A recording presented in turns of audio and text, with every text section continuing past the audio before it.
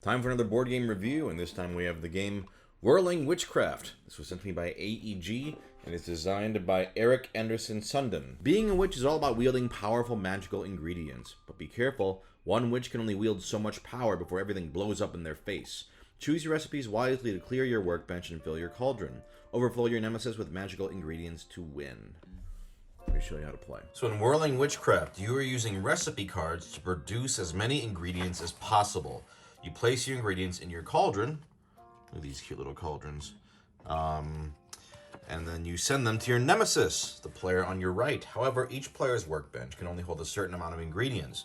When a player sends more ingredients than their nemesis can hold, the ingredients are instead placed in the player's witch's circle, right here. The first player to have 5 or more ingredients in their witch's circle wins the game.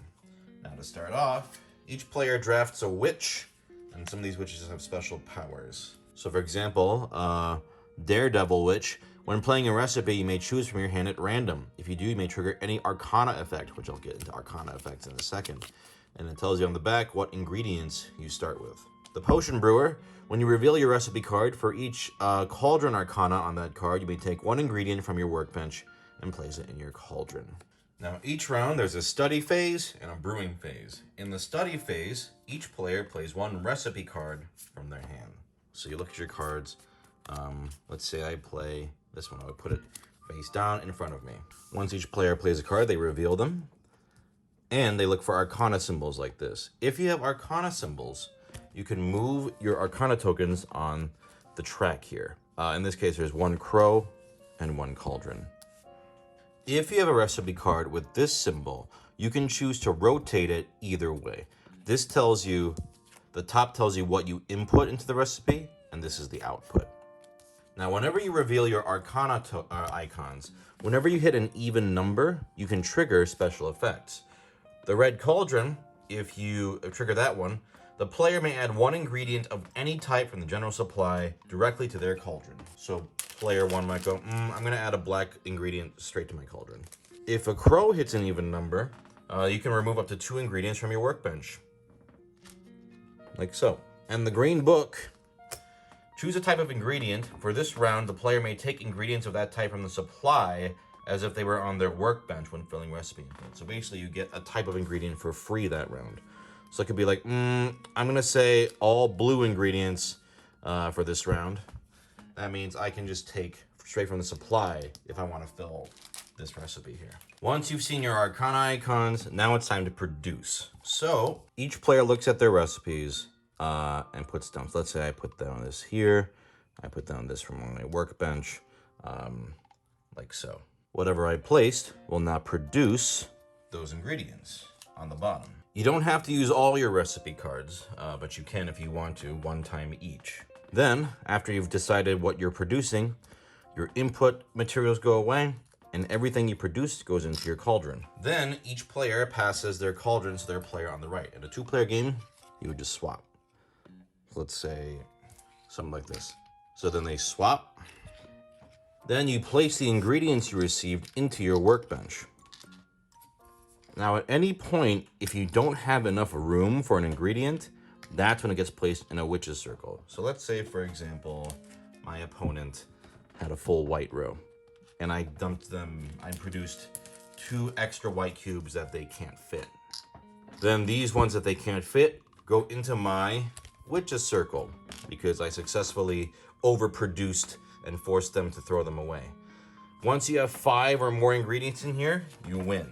And then just one more thing for production is, depending on what you produce, you can actually use ingredients you created into to fill other recipe cards if you want.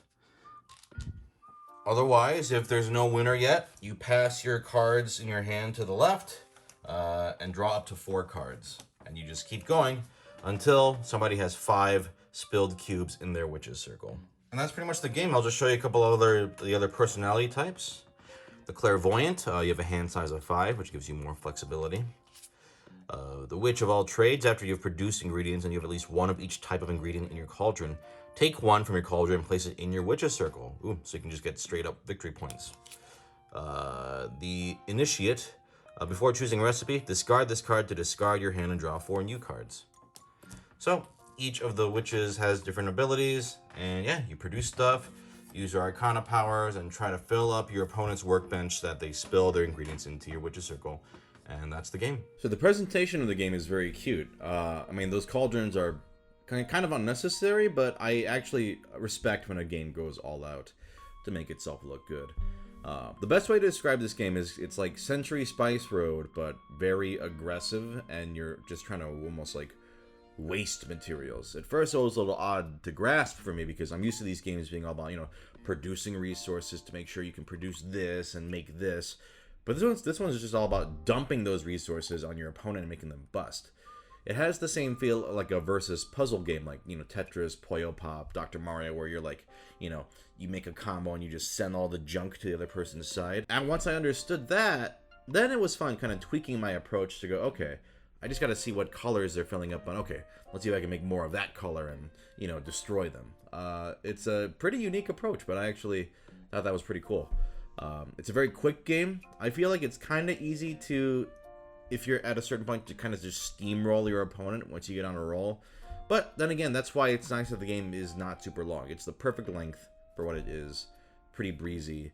Overall, this was, you know, a fun, you know, simple twist on the resource production game. It doesn't overstay its welcome.